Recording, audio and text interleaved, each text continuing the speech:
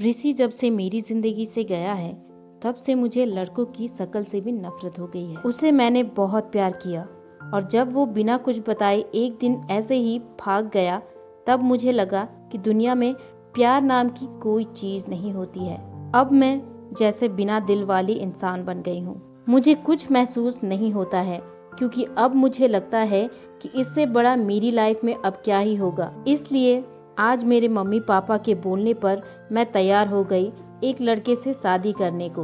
पापा का बोलना था कि एक बार उस लड़के से मिल लो। मैंने मना किया क्योंकि जिसको मैं इतने सालों तक साथ में रहकर नहीं पहचान पाई तो अब एक छोटी सी मुलाकात से एक अजनबी को क्या पहचान पाऊंगी। लेकिन लड़का भी मुझसे मिलना चाहता है। मैंने उसको मिलने को हामी भर दी। सच कहूँ तो मुझे अब किसी भी बात से कुछ फर्क नहीं पड़ता है।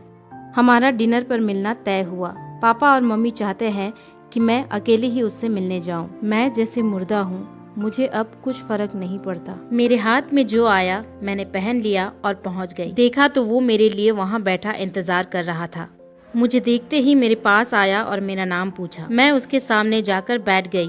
उसकी आंखों में चमक थी, लेकिन मैं इस चमक को जानती हूँ। ये हर लड़का दिखाता है पहली मुलाकात में। ऋषि मुझे छोड़कर गया, लेकिन जिंदगी का बहुत बड़ा सबक मुझे सिखा कर गया है। वो लड़का मेरा मुंह उतरा देखकर मुझसे पूछता है, क्या हुआ, सब ठीक है? मैंने भी उसे जवाब दिया, मेरी थोड़ी तबीयत खराब है। फिर वो बोला कि आप फिर आज क्यों मिलने आ गई?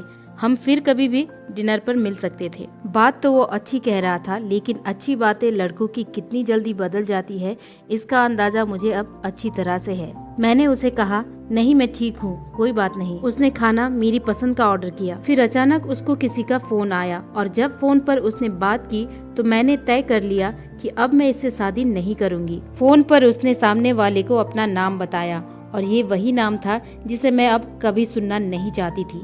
उसका नाम भी ऋषि था। मैं भी हैरान थी। मैं इतनी ज्यादा खोई हुई थी कि अभी तक मैंने उसका नाम तक नहीं पूछा, ना पापा मम्मी से ना ही उससे।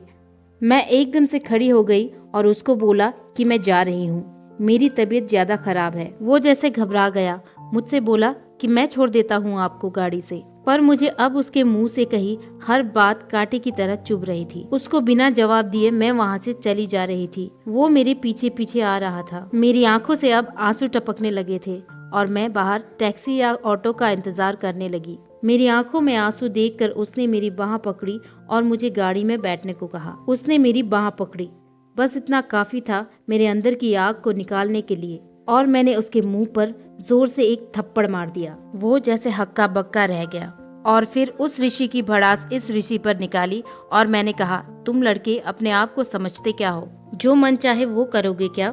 जब तुम्हारा मन किया किसी का हाथ पकड़ लेते हो, जब मन किया बिन बताए भाग जाते हो। और वो बस चुपचाप खड़ा मुझे देखता रहा। टैक्सी आई और मैं बैठकर वहाँ से चली गई। आते वक्त मैंने उसका चेहरा भी नहीं देखा। अपने कमरे में आने के बाद 1 घंटा मैं और रोई। पापा मम्मी को कुछ नहीं बताया। सुबह मैं जागी, लेकिन सच बताओ तो रात को जो भी मैंने किया उसका मुझे कोई अफसोस नहीं हो रहा था। मुझे लग रहा था कि ये थप्पड़ मैंने उसी ऋषि को मारा है। थोड़ी देर बाद ही बाहर हॉल से मुझे आवाजें आने लगी। मम्मी मेरा दरवाजा बजा रही है। मैंने दरवाजा खोला। मम्मी बोलती है कि ऋषि आया है अपने मम्मी पापा के साथ, जल्दी तैयार होकर नीचे आ जा। मुझे पता चल गया था कि वो जरूर कल रात की बात करने आया होगा, लेकिन मुझे कोई डर नहीं था। मैं नीचे गई। ऋषि बैठा हुआ था।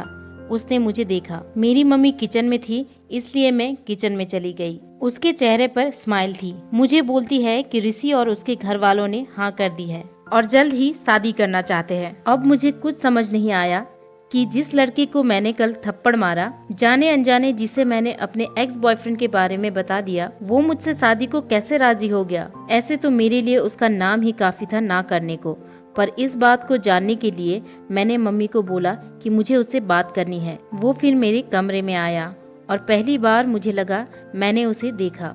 देखने में बुरा नहीं है, बोला जाए तो हैंडसम था। तब मुझे ये भी पता चला कि ऐसा क्यों बोलते हैं कि गुस्से में इंसान अंधा हो जाता है। मेरे बिना सवाल किए उसने बोलना शुरू कर दिया।